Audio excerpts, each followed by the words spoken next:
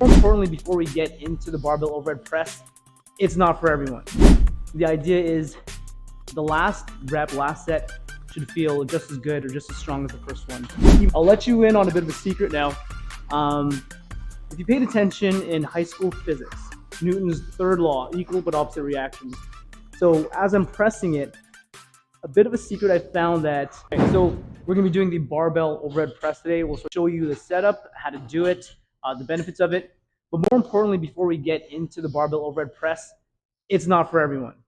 Who is the barbell overhead press not for? If you have shoulder issues, if you have upper back mobility issues, if you have problems to bring your arm up overhead and there's some pain, probably not for you. Although if you do not have any shoulder issues or upper back issues and you want to gain some shoulder strength, even if you've never done a barbell overhead press before, this video is for you.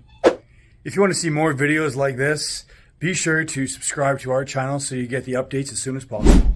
So before we get into the pressing, the adjustments and all that, I want to get a pretty decent warm up in. So if I'm warming up my shoulders and my upper back, I might do some band pull parts, different things like that to get that range of motion in. And then when I'm setting up my barbell, I'll have it at approximately the same height as I would my barbell back squat. So the hooks are going to be right around mid chest height. So for me, this is pretty good here, right? So if you come in a little bit closer, so now that I have my barbell set, and let's say if I'm already warmed up, what I'll do then is I'll find my positioning with that bar. So pay attention to the knurling here. So the knurling is going to be that grip there. It's a little bit, the little ridges right there.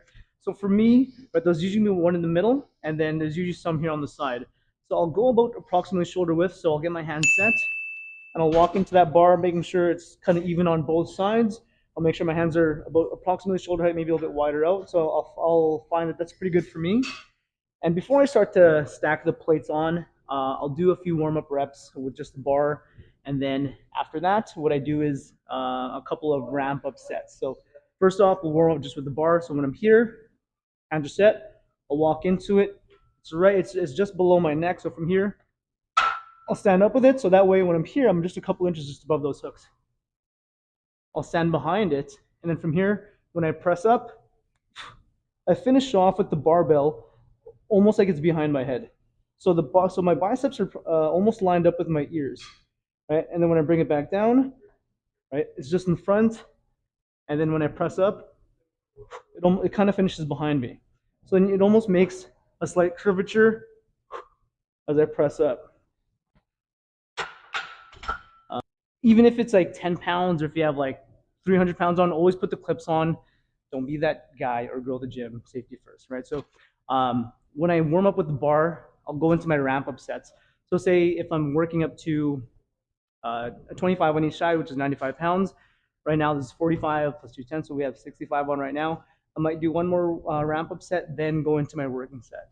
Right, so that way, the idea is the last rep, last set should feel just as good or just as strong as the first one.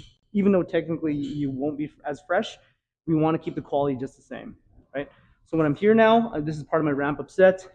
I'm into it. I might go for another 5, right? It's more so in the sense of getting the range of motion in, feeling comfortable with it, and then that way that full-on working set doesn't feel as heavy, right? So almost if I can kind of trick my brain into making it feel lighter, get away. So from here now, right, I'll do my my ramp up set. Same idea. Walk into it. Everything's the same.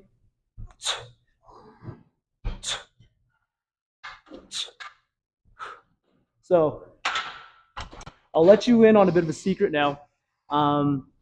If you paid attention in high school physics, Newton's third law, equal but opposite reactions. So as I'm pressing it, a bit of a secret I found that, not so much of a secret, but what helped me out with improving the strength on my barbell overhead press, my barbell bench press. If you pay attention to my feet now, as I'm doing that, I'm actually gonna twist my feet into the floor. So that way, right, my legs are working, I squeeze my quads, squeeze my glutes. I'll breathe in and brace my core like someone's gonna punch me in the stomach. So if someone's gonna punch you in the stomach, I would, and then breathe and brace. I wouldn't suck in, it would make it hurt even more. So as everything is tight, the feet into the ground, the legs, the glutes, the core, the chest and shoulders, it's gonna be a whole lot easier to press that barbell up overhead. So now there's no energy leaks. So imagine if there was a pipe or a straw with a hole in it, the water, the liquid is not gonna go through as efficiently. You might get some of it, you're not gonna get all of it. So the same way here, Newton's third law, equal but opposite reactions. If I have X amount of weight or mass going into the ground, I need that same thing rebounding back up through my feet, my legs, my hips, my core, my shoulders, all the way to my fists to press it up overhead. I need that same weight plus, or that force plus more to move that weight up. All right, so we did a ramp up set now. We'll just put some 25s on, and that'll be our working set for the day. Like that physics in there. These ones look bigger. It'll make me look more.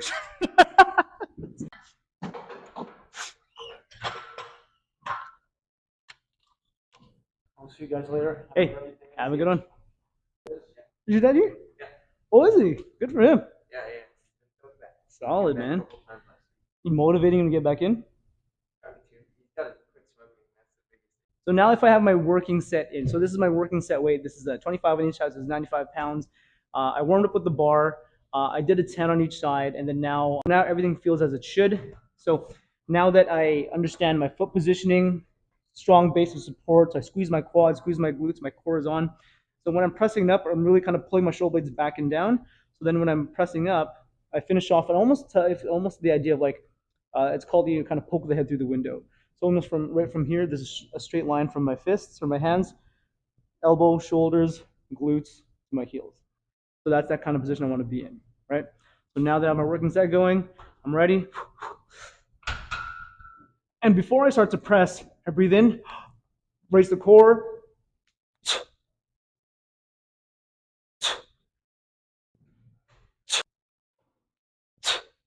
And a little trick here, if I did 8 there and I'm aiming for 10 and I'm kind of burning out, breathe in, brace.